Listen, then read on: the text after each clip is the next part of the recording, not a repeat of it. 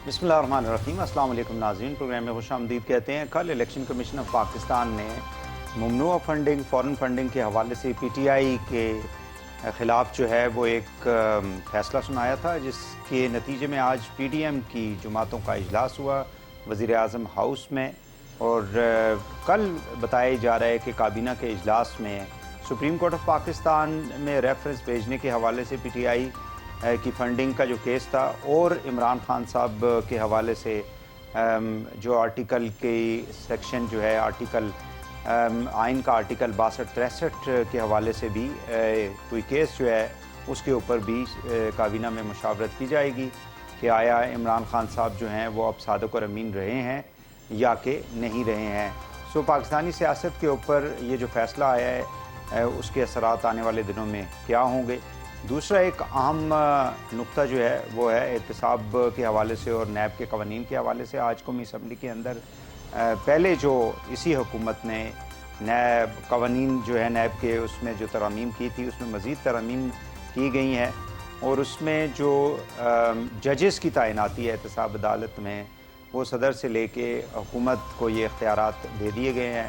और साथ ही साथ ये भी कहा गया है कि जो 50 करोड़ से कम के केसेस होंगे किसी भी हवाले से बदउनवानी या करप्शन के हवाले से वो नैब में नहीं जाएंगे। और इसके अलावा आपको मालूम है कि पहला जो बिल पेश किया गया था उसमें काफ़ी ज़्यादा तरमीम जो है वो की गई थी, जिसको PTI जो है वो ये समझती है कि ये हुकूमत आई इसलिए थी कि एहतसाब का जो इदारा है उसको बिल्कुल कमज़ोर कर दिया जाए और इनको जो केसेस हैं मुख्तलिफ़ अदालतों के अंदर लगे हुए उन केसेस से ये अपनी जान को छुड़ाना चाहते हैं। इन तमाम इश्यूज़ के ऊपर जो है वो हम बात करेंगे। मेरे साथ मौजूद हैं इम्तियाज़ आलम साहब, सीनियर सहाफ़ी हैं। बहुत शुक्रिया इम्तियाज़ साहब, आपने हमें ज्वाइन किया। आफ्ताब जहांगीर साहब हैं, आप मरकज़ी रहनुमा हैं PTI के और फॉर्मर MNA हैं, आपका भी शुक्रिया आफ्ताब जहांगीर साहब। और जनाब अज़हर सदीक़ साहब हैं, advocate supreme court of Pakistan. Azhar Sadiq साहब, आपका भी बहुत बहुत शुक्रिया। इम्तियाज़ आलम साहब, मुझे काइंडली ये बताइएगा कि अगर हुकूमत जो है कल काबीना के अंदर ये डिसीजन कर लेती है कि रेफरेंस जो है वो PTI के ख़िलाफ़ भेजना चाहिए और ख़ान साहब जो हैं उनके ख़िलाफ़ भी जो उन्होंने PTI जो है वो सर्टिफिकेट कह रही है और ये जो हुकूमत है वो कहती है ये एक एफिडेविट था इमरान खान साहब की जानिब से कि जितनी भी हमने तफसीलात दी हैं उसके अंदर किसी चीज़ को मख्फी नहीं रखा गया, छुपाया नहीं गया। तो डू यू थिंक कि PTI बेहसियत जुमात जो है उसके ऊपर कोई कदगन लग सकती है? और ख़ान साहब जो हैं चूँकि ये गवर्नमेंट ये कहती है कि नवाज़ शरीफ साहब को अपने बेटे से तनख्वाह न लेने के ऊपर जो है डिस्क्वालीफाई कर दिया गया पूरी ज़िंदगी के लिए और उनको जो है जेल भेज दिया गया। तो इमरान खान साहब ने तो बाहर के जो लोग हैं गैर मुल्कियों से उन्होंने फ़ंड्स लिए हैं, क्या कहेंगे आप?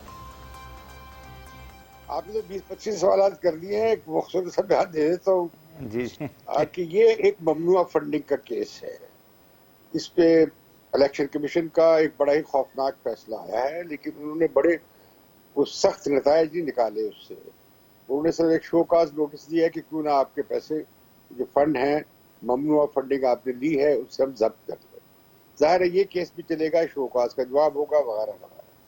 हुकूमत को चाहिए, दूसरी बात इसकी है सर्टिफिकेट की। जो ये लेटर होता है चीफ एग्जीक्यूटिव देता है या प्रेसिडेंट देता है या पार्टी हेड देता है किसी भी ऑर्गेनाइजेशन का जिसके ऑडिट होता है, मैं भी अपनी ऑर्गेनाइजेशन का की तरफ से सर्टिफाई करता हूँ कि मेरे इल्म के मुताबिक ये जो सारे हकायक हैं वो मबनी पर सच्चाई है। और ये जो ऑडिटर्स हैं वो साइन नहीं करते हैं, वो सिर्फ इनिशियल करते हैं। अलबत्ता वो अपनी एक सेपरेट रिपोर्ट भेजते हैं, वो मैंने नहीं देखी कि क्या उन्होंने PTI की इन रिपोर्ट्स पे क्या उन्होंने रिकमेंड किया। अगली बात ये आ जाती है कि इसका पॉलिटिकली इमरान खान पे बहुत असर पड़ा है, क्योंकि वो बहुत अखलाकी जो थी मयार की बहुत ऊंची बुलंदी पे खड़े होकर सारे जहान को वो लताड़ते थे चोर डाकू के। अब वो खुद फंस गए हैं उसी शिकंजे में जो उन्होंने दूसरों के लिए लगाया। तो लिहाजा मैं समझता हूँ कि ये एक मॉरल क्लैप्स है, अखलाकी दिवालिया निकला है PTI का, जो जाहिर है उन्हें बहुत बड़ा शॉक लगा है। इसका उनकी मकबूलियत पे कितना असर पड़ेगा, उनकी बहुत सारी सेक्शंस ऑफ सपोर्टर्स पे उसका क्या असर पड़ेगा, मैं अभी कुछ कह नहीं सकता। अगली बात है कि हुकूमत को मैं समझता हूँ कि इंतजार करना चाहिए था ये शोकाज नोटिस के बाद, जवाबात के बाद नतीजे का, क्योंकि लगता यही है, नजर आ रहा है बाजी नजर में कि ये फंड जो भी उन्होंने आइडेंटिफाई किए हैं कि प्रोहिबिटेड थे, वो मेरा ख्याल है जब्त हो जाएगी। उसके बाद ये प्रोसीड कर सकते थे। ये इख्तियार फेडरल गवर्नमेंट ही का है, लेकिन मैं समझता हूँ कि पाकिस्तान में पार्टियां बैन करने से पार्टियां बैन नहीं हो गई। ये कोई अच्छा तजुर्बा नहीं रहा है। और सियासी मैदान में सियासी पार्टियों को शिकस्त देनी चाहिए और सियासी क़यादत होगी। हमने देखा कि जब नैब पे पाबंदी लगी, नेशनल अवामी पार्टी पे, तो उसके बाद एनडीपी बन गई। ना वली खान की सियासत खत्म हुई, ना नैब के बाकी लीडर्स की सियासत खत्म हुई। इसी तरह हमने देखा कि नवाज शरीफ को ताहयात नाअहल करार दे दिया गया, लेकिन वो पार्टी के रहबर हैं, उनकी डायरेक्शन के बगैर पार्टी चलती नहीं है। इसी तरह इमरान खान है, कल को अगर इमरान खान डिस्क्वालीफाई हो जाते हैं उसी दफा के तहत जिसके तहत नवाज शरीफ को ताहयात किया गया, तो इमरान खान पार्टी के रहबर फिर भी रहेंगे अगर उनके खिलाफ केस अदालत में साबित हो जाता है। और ये केस तो कोई भी फाइल कर सकता है कि इमरान खान सादिक और अमीन नहीं रहे। इस सादिक और अमीन की तारीफ मैं समझता हूँ आइन में गलत डाली गई थी। ये बड़ी मुजर्रद है, और आप किसको सादिक और अमीन कह सकते हैं? आया आप दीनी एतबार से कह सकते भी हैं, कह सकते कि सिर्फ हमारे हजूर अकरम सल्लल्लाहु अलैहि वसल्लम ही से मखसूस था। तो ये मैं समझता हूँ कि ये 62 और 63 को रिविजिट करना चाहिए। ये एक डिक्टेटर ने डाली थी सियासतदानों को नाअहल करने के लिए, हम अभी तक उसमें फंसे हुए हैं। इसकी जिम्मेदारी भी जमीयत उलमा इस्लाम पे है, फजल रहमान पे, कि उन्होंने ये जो ज़ियाउल-हक की लाई हुई प्रोविजन थी कॉन्स्टिट्यूशन में, उन्हें बदलने के खिलाफ अपना वीटो कर दिया था जब 18वीं तरमीम आई थी। तो मैं समझता हूँ कि जो मुल्क की जो सियासी हालात बने, मैं समझता हूँ मेरी एडवाइस गवर्नमेंट को ही होगी कि वो इमरान खान की पार्टी पर बंदिश लगाने का केस फाइल न करें। अलबत्ता शायद जो सियासी एतबार से जरूर करेंगे, करना चाहेंगे, क्योंकि वो चाहते हैं कि अब पीटीआई को और इमरान खान को कटहरे पे खड़ा करें, जिस तरह इमरान खान ने कई सालों से इत्तेहादी जमातें जो हुकूमत में है इस वक्त, उन्हें कटहरे में खड़ा किया हुआ। ये एक तरह से एक मॉरली मैं समझता हूँ एक एंटी क्लाइमेक्स हुआ है। तहरीक इंसाफ तो सारा केस ही और कैंपेन ही इसी बात पे, शफाफियत पे, ईमानदारी पे और इमरान खान की जो है जो ईमानदारी है उस पर बिल्ड करती थी।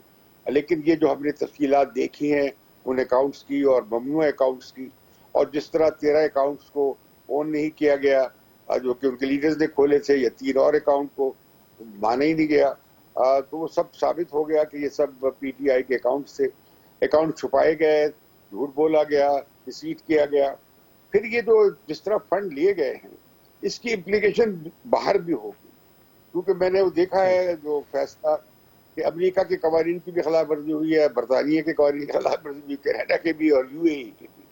आप चैरिटी के जो फंड्स लेते हैं उससे वो आप पॉलिटिकल पार्टी को या पॉलिटिक्स को फंड नहीं कर सकते, ये बंदिश है। तो इसमें कानूनी मजबूरी के तहत जिनके चैप्टर ने वो किया, लेकिन मेरा ख्याल है वो भी शिकंजे में आ सकते हैं। ठीक है इम्तियाज साहब, मैं आपकी तरफ आता हूँ। आखिरी बात करने दें जी, ये दुरुस्त है कि इमरान खान की पार्टी ने अपने आप को वाहिद पार्टी है जिसने इस पैमाने पर फंडिंग की है भुट्टो साहब के बाद।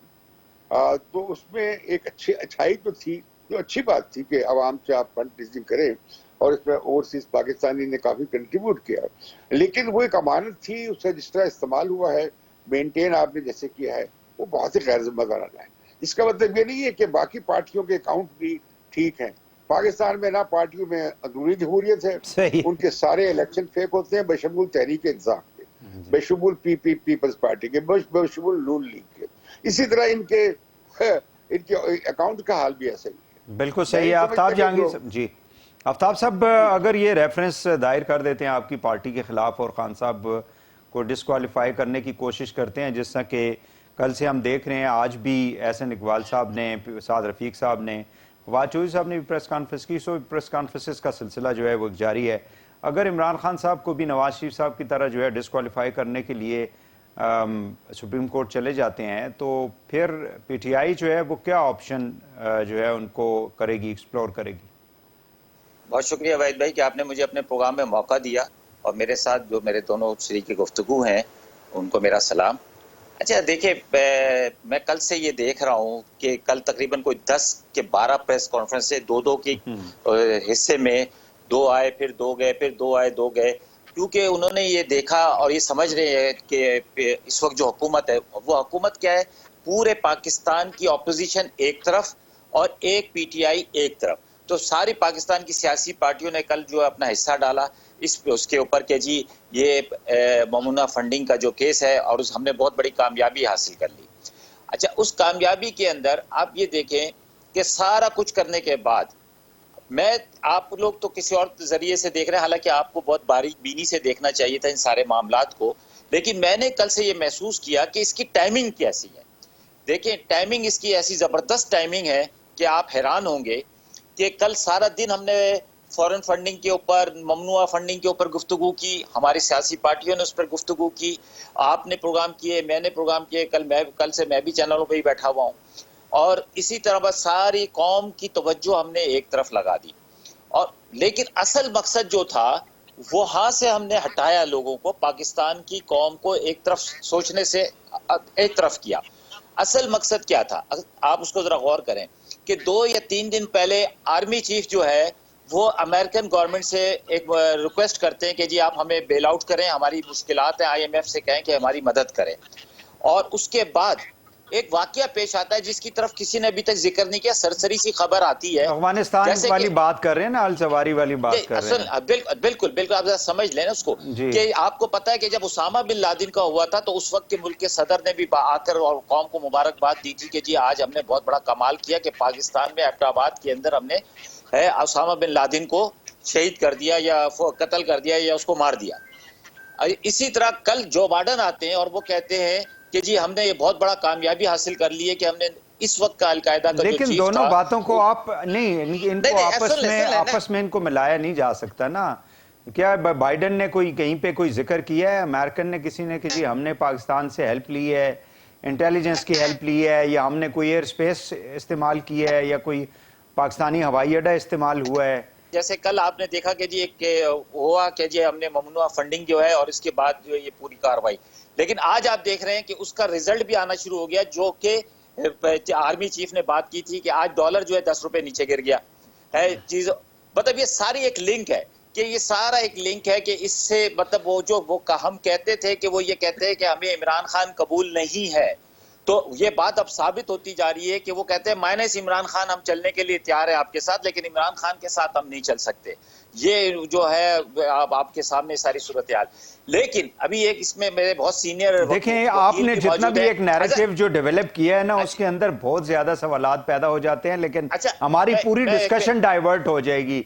अगर डॉलर नीचे आया है तो डॉलर ऊपर भी गया है ना।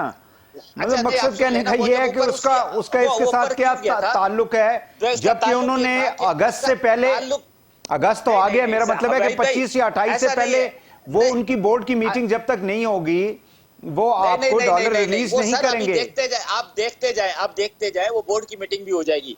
ये इसलिए ताल्लुक था कि जब उन्होंने प्रेशराइज किया पाकिस्तान, चलें अगर पाकिस्तानी इकोनॉमी को फायदा हो रहा है तो आप मुझे ये बताएं कि उसमें क्या कबात है, apart from anything which is happening in our neighbors। यार भाई सुन ले, पहले मेरी बात सुन ले। अच्छा, अभी यहाँ पे अजहर भाई बैठे हुए हैं, बड़े सीनियर लॉयर हैं। शोकाज नोटिस देने का मतलब ये होता है कि जी हमने आपको ये शोकाज नोटिस दिया, आप इसका जवाब हमें दें। है, अगर आपके जवाब से हम मुतमईन होंगे तो हम आगे की कार्रवाई आपके साथ करेंगे, अगर नहीं होंगे है तो फिर हम जो हमारा फैसला होगा हम करेंगे। इधर शोकाज दे रहा है इलेक्शन कमीशन, और उधर ये फाइल वो केस जो है वो गवर्नमेंट को भेज कर कह रहा है कि जी इस पर गवर्नमेंट जो चाहे कार्रवाई कर सकता है। कमाल है, शोकाज मैं दे रहा हूं आपको और आपसे जवाब लिए बगैर मैं दूसरे को ऑथराइज कर रहा हूं कि जी आप इनके खिलाफ जो है कोर्ट में जाए, आप इनके खिलाफ जो मर्जी करना चाहे कर ले। कैसे कर ले? एक ये हो सकता है कि नहीं। दूसरा ये कि हमने जो दिया वो सर्टिफिकेट दिया है इमरान खान का, लेकिन इस वक्त के मौजूदा वजीर आजम जो है उन्होंने एफिडेविट दिया कि जी मेरा भाई जो है वो 6 हफ्ते में इलाज करके वापस आएगा, और वो 2 साल हो गए। उसकी बेटी ने अपनी इस बात की जमानत ली कि जी मुझे बाहर भेजा जाए, मैंने अपने बाप की इयादत करनी है, सारा कुछ करना है, मेरे बाप जो है बहुत क्रिटिकल सिचुएशन में है, लेकिन वो बाहर बैठकर सियासत कर रही है, जलसे कर रही है। क्या इसका मतलब है कि शहबाज शरीफ साहब जो है वो भी सादिक और अमीन नहीं रहे और इमरान खान साहब भी सादिक और अमीन नहीं रहे? आप ये इक्वेशन कर रहे हैं ना।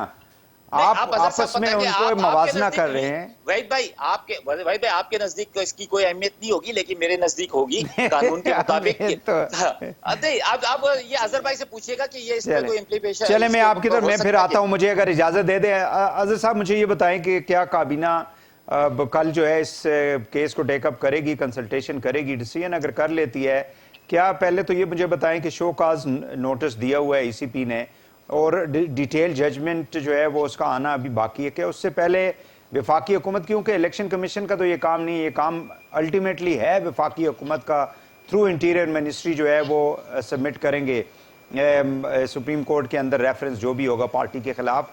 मुझे काइंडली ये बता दें कि इस स्टेज के ऊपर हुकूमत जो है ये काम कर सकती है। बुनियादी तौर पर तो इलेक्शन कमीशन ने ये फैसला वहां भेज के बदनीति का इजहार कर दिया है। यानी असूली तौर पर तो ये एक शो का नोटिस है, लेकिन इसको वो शक्ल एक ऑर्डर की दे रहे हैं। ठीक है। पॉलिटिकल पार्टीज ऑर्डर 2002 के आर्टिकल 6 के मुताबिक ये प्रोहिबिटेड फंडिंग का मामला है, और प्रोहिबिटेड फंडिंग के अंदर आपने सिर्फ कंपनीज, लफ्ज जो मैं बता रहा हूं, जो लफ्ज वहां इस्तेमाल हुए हैं, प्राइवेट लिमिटेड कंपनीज, फर्म वगैरह, उनके अकाउंट के ऊपर आपने ऑर्डर पास करना है। लेकिन इलेक्शन कमीशन अपने इख्तियारात तजावुज करता हुआ वो बाकी मामला तक भी पहुंच गया। ये और सिर्फ आर्टिकल 6 की इंटरप्रिटेशन के हवाले से। अच्छा अजहर साहब, मैं यहाँ पे काइंडली अगर इजाजत हो, ये 351 जो कंपनियां हैं, इनको इसको किस जिम्रे में आप लाएंगे? ये जो आप बात कर रहे हैं, क्या उस जिम्रे में नहीं आता ये? मैं बताता चलता हूँ। यानी आर्टिकल 17 के मुताबिक जो है ना, एक इनफरादी आदमी जो है ना, ये कंपनियां, प्राइवेट लिमिटेड कंपनियां या कंपनी, ये पॉलिटिकल पार्टी नहीं बना सकते, ये इंडिविजुअल अफराद के हवाले से है। तो उसी को सामने रखते इन्होंने कंट्रीब्यूशन में भी ऑर्डर, पॉलिटिकल पार्टी ऑर्डर के आर्टिकल 6 में ये कह दिया। मेरी जाती राय के मुताबिक अगर आप देखिए तो ऑर्डर 6 जो है वो आर्टिकल 17 के मुतसादम है। यानी पार्टी मेंबर तो नहीं बन सकते, लेकिन कोई कंट्रीब्यूशन देना चाहे तो वो इनफरादियत से आगे चलना था। मैं जो आपको बात जिस तरफ मैं लेके जाना चाहता हूं, वो मामला ये है कि एक कंफ्यूजन क्रिएट की जा रही है। पहले तो फॉरेन फंडिंग और प्रोहिबिटेड फंडिंग का मामला था, तो ये प्रोहिबिटेड फंडिंग में सिर्फ इलेक्शन कमीशन जा सकता था। कहां तक? वो सिर्फ और सिर्फ जा सकता था कंपनियों की मामला था। कंपनी अगर कोई है ऐसी, मिसाल के तौर पर, तो उनका कन्फिस्केट किया जा सकता है, लेकिन वो वजाहत लेना पहले बहुत जरूरी है। वजाहत वो रूल्स में ले रहे हैं, यानी पहले ऑर्डर में करके कि जनाब ये अपना आर्टिकल 6 का इतलाक हो गया। ये आर्टिकल 6 आइन का नहीं है, पॉलिटिकल पार्टीज ऑर्डर 2002 का है, उसका इतलाक हो गया। क्या ये वाला पैसा वो ट्रांसफर करें या ना करें गवर्नमेंट अकाउंट में, तो ये एक लेखूना है। उसमें बहुत सारी चीजें उन्होंने बता दी, जो बजाहिर ये नजर आ रहा है कि बादियों नजर में बहुत, अभी आपने कई लोगों के बयानात देख लिए हैं जिन्होंने बयानात दे दिए कि उनको नॉन पाकिस्तानी डिक्लेयर किया हुआ है, वो पाकिस्तानी है, ड्यूल नेशनल है, इसमें कोई शक नहीं है। तो ये वो सारी चीजें रिकॉर्ड के ऊपर आ चुकी हुई हैं, और बजाहिर जो नजर आ रहा है कि इलेक्शन कमीशन जो है वो एक जान के रास्ता फराहम कर रहा है कि वो आर्टिकल 17 का इख्तियार फेडरल गवर्नमेंट ने आर्टिकल 17 का इख्तियार इंडिपेंडेंट करना है। यानी उसके लिए इलेक्शन कमीशन का कोई फैसला होना या नहीं होना चाहिए था, वो जरूरत नहीं थी। और उसमें integrity and security of Pakistan, ये दो बातें सॉवरेनिटी के हवाले से, कि पाकिस्तान की सालमियत पे खतरा हो तो ऐसी पॉलिटिकल पार्टीज को बैन किया जा सकता है। और उसकी एक लॉजिक भी है। मिसाल के तौर पर तहरीक इंसाफ ने इल्जाम लगाए कि उनकी जमात को बाहर से पैसा आके टॉपल किया गया। यानी ये तो आप कह सकते हैं कि ये फॉरेन फंडिंग में या पाकिस्तान की सियासी जमात को गिराने के लिए इख्तियार इस्तेमाल किया। पाकिस्तान तहरीक इंसाफ के ऊपर कोई भी एक ऐसा इल्जाम नहीं आया। मिसाल के तौर पर प्राइवेट लिमिटेड कंपनियों के पैसे भी तो हैं, लेकिन क्या उन्होंने वो पैसा कहीं इस्तेमाल किया इस काम के लिए? तो जवाब है नहीं इस्तेमाल किया। और एक और जो कंफ्यूजन साथ साथ वो क्रिएट कर रहे हैं, मैं चाहूंगा कि वो भी साथ आपको बता दूं, ये फैसला हाई कोर्ट में चैलेंज हो सकता है। इसी तरह पॉलिटिकल पार्टी ऑर्डर का ऑर्डर 6 जो है वो भी चैलेंज हो सकता है। ये जो कि शोकाज है, अगर ये ऑर्डर माना जाए तो ऑर्डर सस्टेनेबल नहीं है, अगर शोकाज माना जाए इसको तो इसका जवाब देना बनता है। अब जो आगे अगली जो बात आनी है, वो सामने जो कंफ्यूजन क्रिएट करने के लिए कि जनाब ये 13 आर्टिकल के अंदर ये है कि एक सर्टिफिकेट देना है अपना पार्टी लीडर, ये लफ्ज इस्तेमाल हुए हैं वहां पर। वो सर्टिफिकेट ये देना है कि जो आप इंफॉर्मेशन आप बता रहे हैं इंफॉर्मेशन ठीक है या गलत है। इस इंफॉर्मेशन को आर्टिकल 62(1)(f) से जोड़ना मैं तो समझ से बाहर है कि एक इनफरादी आदमी ने जब नॉमिनेशन पेपर दाखिल करने हैं उसके अंदर जो चीजें बतानी है वो उसका जवाब दे। मिसाल के तौर पर अगर वो पार्टी लेकिन का नजर सदर साहब है, वो ये कहते हैं कि अगर एक शख्स जो है बेटे से तनख्वाह न लेने पे आपने उसको लाइफ लॉन्ग जो है डिस्क्वालिफिकेशन कर दिया है, यानी he can not be a part of any electoral process Nawaz Sharif साहब, तो फिर इस मामले के अंदर तो देखें ना, आपने 16 अकाउंट्स हाइड कर दिए, फिर उसके बाद करोड़ों रुपए जो है उनकी कोई अकाउंटेबिलिटी नहीं है, कोई पता नहीं है किसने कहाँ इस्तेमाल किए, तो ये सवालात तो उठते हैं ना। नहीं, मैं जवाब दे देता हूं ना। नवाज शरीफ की पार्टी के अंदर करप्शन के पैसे आए हैं, क्या नवाज शरीफ को उस बुनियाद पे नाअहल किया है? नवाज शरीफ को नाअहल इस बुनियाद पर किया गया है, दो बातें हैं, सजा देना नैब का अलहदा है, नाअहल इस बुनियाद पे किया गया है कि उन्होंने कागजात नामजदगी दाखिल कराए, जो उनके अपने अकाउंट था, उनके बेटे का जो अकामा लिया था, जो तनख्वाह लेना या लेना इशू नहीं है। आप आज मेरे सामने जाके अकामा दुबई से लेके दिखा दे कि अगर तनख्वाह ना ले, तनख्वाह के बगैर तो अकामा आपको मिल ही नहीं सकता, तो वो मिस डेक्लेरेशन है। और 62(1)(f) का इतलाक इसलिए होता है कि मिस डेक्लेरेशन की है। इमरान खान साहब ने अपनी नॉमिनेशन पेपर में पार्टी के अकाउंट डिक्लेयर करने नहीं, क्योंकि पार्टी एक इंडिपेंडेंट एंटिटी है, उसको पार्टी को अपने तौर पर लेकर दाखिल करना है, वो पार्टी की जिम्मेदार है, कलेक्टिव डिसीजन पार्टी का है, उसका एक आदमी की हद तक तो आप ला नहीं सकते। हाँ, अगर इमरान खान ने जाती अकाउंट में मिस डिक्लेयर किए होते या अपने बेटे से तनख्वाह लेकर पैसे ना जमा करवाए तो जो कोई भी है, तो वो इमरान खान पर भी इतलाक होना था। और दूसरा, इम्तियाज आलम साहब बसद एहतराम, यानी सादक अमीन का मतलब क्या है? सादक अमीन है सच्चा, अमीन का मतलब है ईमानदार। क्या एक आदमी को सादक और अमीन, सच्चा और ईमानदार नहीं होना चाहिए?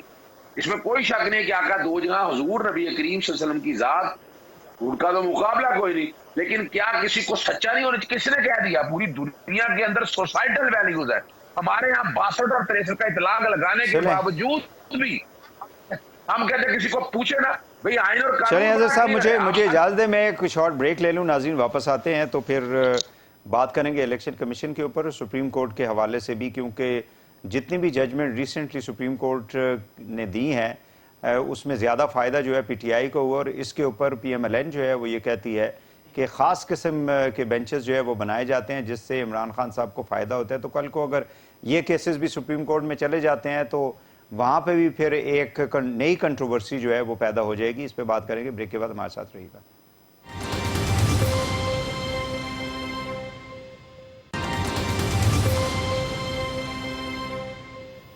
Welcome back. इम्तियाज़ आलम साहब, मुझे काइंडली ये बता दें कि इलेक्शन कमीशन के हवाले से अब कल जो है जुमेरात वाले दिन इन्होंने एक ट्वीट भी किया असद उमर साहब ने कि हम एहतजाज करेंगे लाहौर में, इस्लामाबाद में, कराची में, लेकिन यहाँ पे हुकूमत ने यह फैसला किया कि रेड जोन के अंदर किसी को भी दाखिला जो है उसको दाखिल नहीं होने दिया जाएगा, उससे बाहर जहाँ पे भी मर्जी है जिसने एहतजाज करना है। सो इलेक्शन कमीशन के हवाले से पीटीआई के ख़ास मौक़िफ़ है, आपको पता है कि वो क्या है?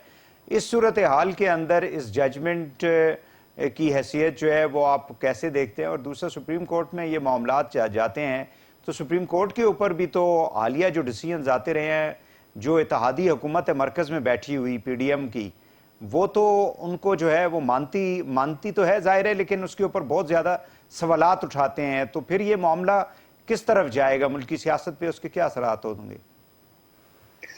ये एक तो मैं आपसे शिकायत करना चाहता हूँ कि हमारे बहुत ही मोहतरम दोस्त जो वकील हैं उन्होंने कहा है कि बदनीयती से फैसला किया है इलेक्शन कमीशन ने। मैं समझता हूँ ये कंटेम्प्ट है और आपको इजाजत नहीं देनी चाहिए इस तरह के रिमार्क्स की। दूसरी बात यह है कि मैं उन्हें मशवरा देना चाहता हूँ कि वो नवाज शरीफ के केस पर ज्यादा इसरार न करें, वो अच्छा फैसला नहीं है जो इमरान खान के गले पड़ सकता है। मैं नहीं चाहता कि इमरान खान डिस्क्वालीफाई हो अगर उस केस को प्रेसिडेंस बनाया गया। बाकी रही बात कि इनका इतना तफसीली फैसला है, जो जजमेंट कह लें आप, जो भी है, इलेक्शन कमीशन का कि उन्होंने 10-11 जो मेन बुनियादी नुक्ते उठाकर उनके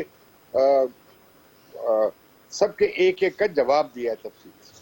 अपनी सेटिस्फेक्शन करने के बाद उन्होंने फिर ये शो का नोटिस जारी किया है।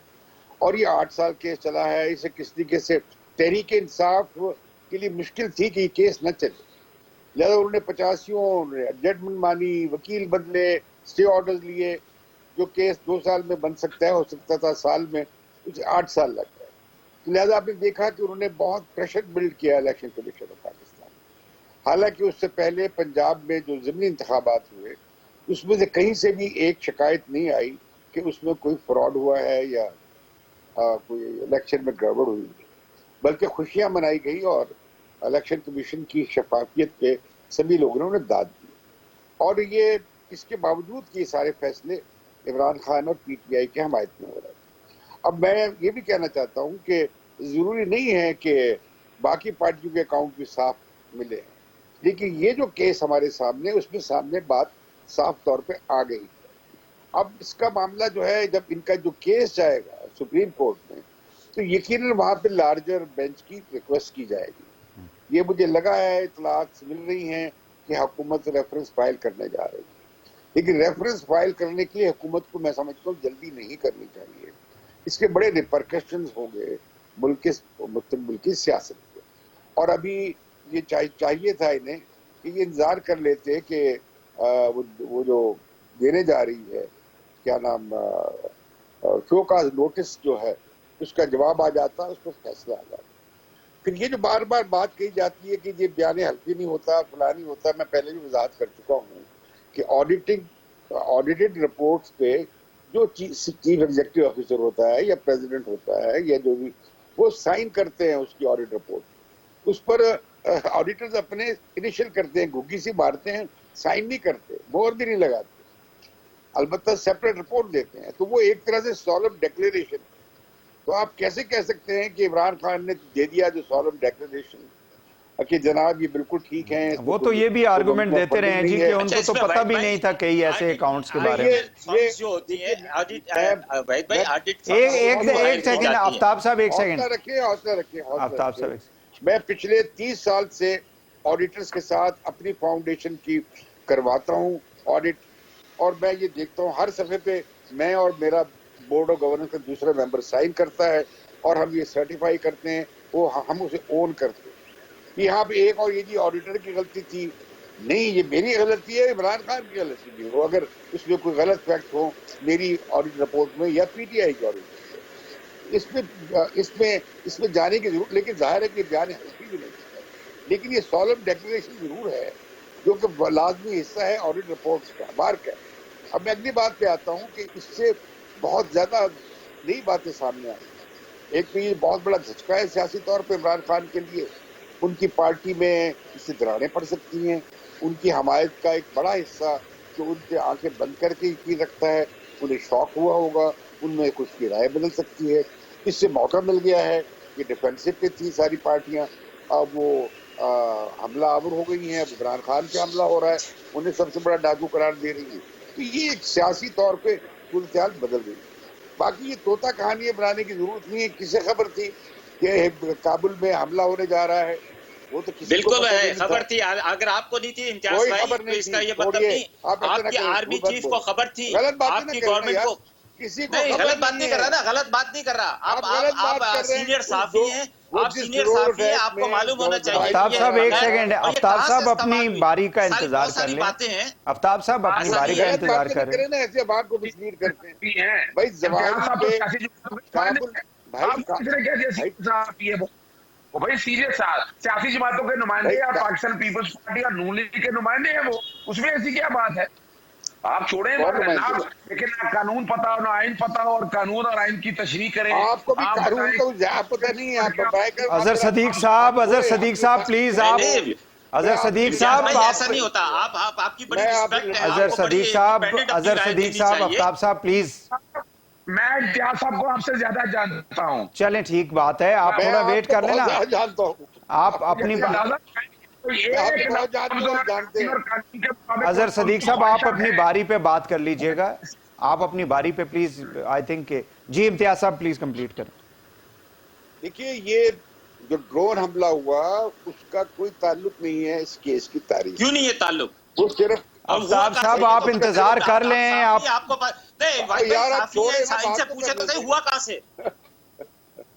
अच्छा, ये ऐसी तोता कहानी ना बनाए, वो तो तोता कहानी अफगान नहीं गवर्नमेंट है। को भी नहीं पता, पाकिस्तान आफ्ताब को भी साहब खबर प्लीज नहीं। एक मिनट, ताकि प्रोग्राम को आगे बढ़ाएं हम। और जी दूसरी बात ये कि इसे अमरीकी साजिश में मत जोड़े रिजीम चेंज की, इसलिए कि अमरीकियों ने क्या तालिबान से पूछा है? क्या जब वो उसामा बिन लादेन को यहाँ मार के गए, जिन्हें शहीद अभी बोला है हमारे पीटीआई के दोस्त ने, क्या वो पाकिस्तानी गवर्नमेंट से इजाजत लेके उन्होंने एबटाबाद में कार्रवाई की थी, या अब इजाजत लेके कार्रवाई की है, या इसे डॉलर के साथ जोड़ना?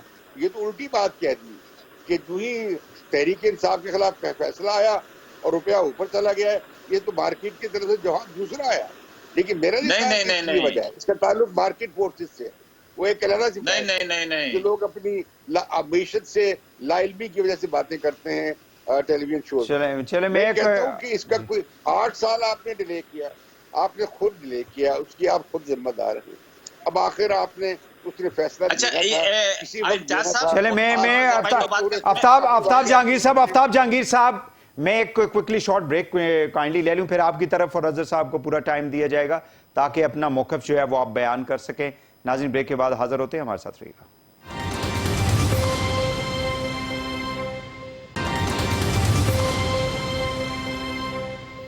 वेलकम बैक जी आफ्ताब जहांगीर साहब। देखिए इम्तियाज साहब माशाल्लाह बड़े सीनियर वो हैं, एनालिस्ट हैं, हम तो सुनते रहते थे, इनको सुनते सुनते तो इतने बड़े हो गए। मेरा तो पहली दफा मौका मिला है कि जी मैं पार्लियामेंट के अंदर गया हूँ, बाकी सारी जिंदगी तो इन्हीं लोगों को सुनते थे, अखबारें पढ़ते थे और इनकी कॉलम्स पढ़ते रहते थे। बात यह है कि जो बात हकीकत है वो सहाफ़ी को हकीकत बात करनी चाहिए, या फिर आप ये बोले कि मैं जो हूँ कारकुन हूँ इसका पीपल्स पार्टी का या नून लीग का, या मेरी हमदर्दियाँ उनके साथ है, तो फिर आप उसकी हैसियत से बैठा करें।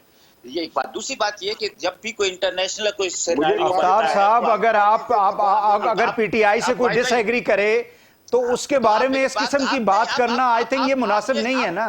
नहीं बात ये है ये मुनासिब नहीं है। हमने देखिए बात ये नहीं, बात मुनासिब आप सियासी जुमातों का मसला ये हो गया है कि नून लीग को क्रिटिसाइज करो तो वो पीटीआई के खाते में डालते हैं, पीटीआई को क्रिटिसाइज करो तो वो नून लीग के खाते में डालते हैं। हो रही अभी जो फर्द जुर्म आयद नहीं हो रही शहबाज शरीफ पर और हमजा के ऊपर है, उसमें किसका कसूर है? 3.5 साल पौने 4 साल आप लोग हुकूमत में रहे हैं ना, सारे इदारे आप लोगों के अंडर थे, आप उनसे सारा पैसा रिकवर करते, आप बाहर से पैसा भी लेकर आते, आप इस मुल्क के अंदर एहतसाब कराते। आप मेरा मौक़िफ़ सुन ले। आपका अपना एडवाइजर जो है शहजाद अकबर, जिससे प्राइम मिनिस्टर नाराज हुए, 3.5 साल उन्होंने मुल्क का पैसा जाया किया, वो उठा के बैग निकल के चले गए। आपने उनसे पूछा भी नहीं कि आपने नहीं, आप सुने ना, फिर आपने क्या एहतसाब किया है? आपने पौने 4 साल में क्या एहतसाब किया है? 4 साल हो गए अभी तक। आपने शहजाद अकबर साहब से पूछा कि आपने 3.5 साल में इस मुल्क का क्या किया? गलत है मसूद चपरासी के पास से 5 अरब निकलना, तो भाई आप उनको लटकाएं, मर जाना गलत है। आप उनको लटकाएं, आप उनको लटकाएं ना, उनसे पैसा रिकवर करें। जिसको डॉक्टर कहते हैं बड़ा सेहतमंद है, ये कॉन्सिडेंट है। ऐसे बहुत सारे वाकयात हुए हैं इस दौर के अंदर आपके सामने। जी बिल्कुल, किसी से कोई लिंक नहीं मैं यही कह रहा हूं कि सारे इदारे आप लोगों के अंडर थे ना सर, आप लोग करते। अगर आप तो ये इदारों का काम है, ये इदारों का काम है कि वो सही तहकीकात करके अवाम तक लेकर आए, और जो एक पैसा आप लोगों ने रिकवर किया पौने 4 साल में, बता दें सर। रिकवर हमने करना है। किसने करना है? रिकवर हमने करना है। रात को 12:30 बजे अदालत हमारे लिए लगी थी कि हमें जो क्या कहते हैं अदालतें हमारी हमदर्द है। ये वही 3 रुकनी बेंच है ना जिसने हमारे खिलाफ फैसला दिया था अदम एतमाद का। रात को 12:30 बजे आकर अदालत खोली थी, समझे ना। आप कहते अब जब अदालतें अपना काम कर रही होती है तो आप उनको 22 कर देते हैं कि ये 22 हो गई, ये पीटीआई। तो आप लोग करते हैं, हम लोग तो नहीं करते। हम नहीं कर रहे, आप सियासी लोग करते हैं।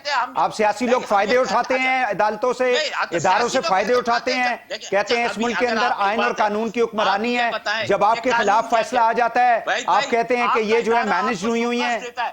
आप मुझे बताएं, आपका जो प्रोग्राम इंचार्ज है आपको शोकाज देता है कि आपने इस प्रोग्राम को सही तरह कंडक्ट नहीं किया, और वो आपको शोकाज देने के बाद आपसे जवाब लिए बगैर वो जाकर आपके ताहिर अली खान को लेटर लिख देता है कि इसको फारिग कर दो। तो ये क्या है? ये क्या है? आप क्या करेंगे? इसको चैलेंज करेंगे ना आप?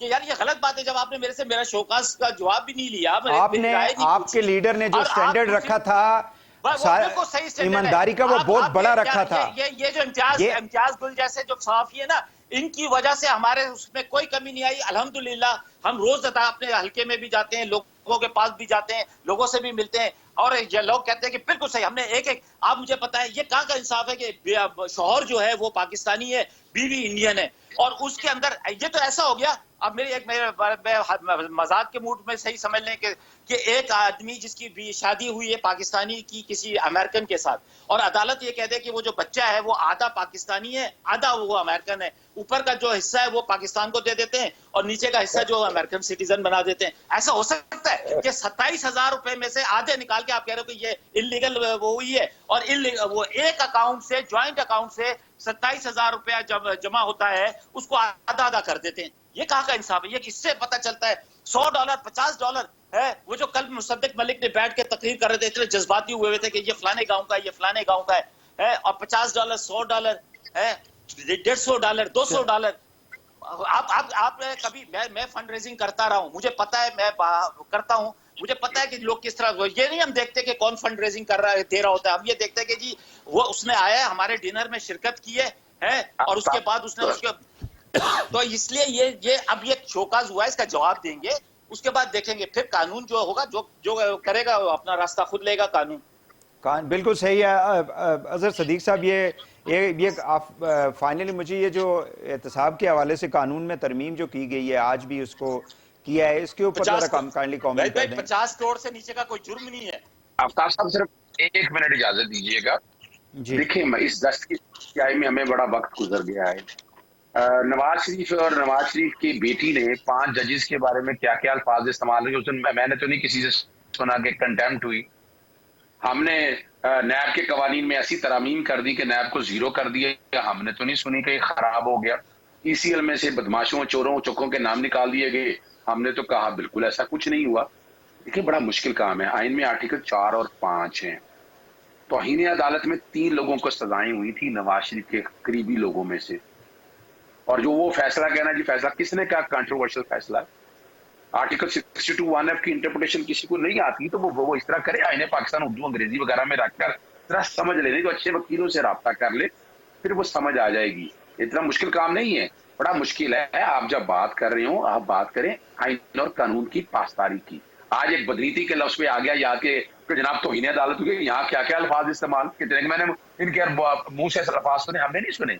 हम बात बड़ी सीधी सी कर रहे हैं। हम मिसाल के तौर पर इमरान खान साहब की पार्टी ने, आपको पता है, बाहर से पैसा लेके यहाँ पर इस मुल्क में अनारकी फैला दी। खुदा रहा, फॉर गॉड सेक, पैसा तो वो लेके आए थे जिन्होंने आके यहाँ गवर्नमेंट टॉपल की थी, जिन्होंने आके लोगों को वोट खरीदे थे, जिन्होंने आके वोट ऑफ नो कॉन्फिडेंस लेके आए थे।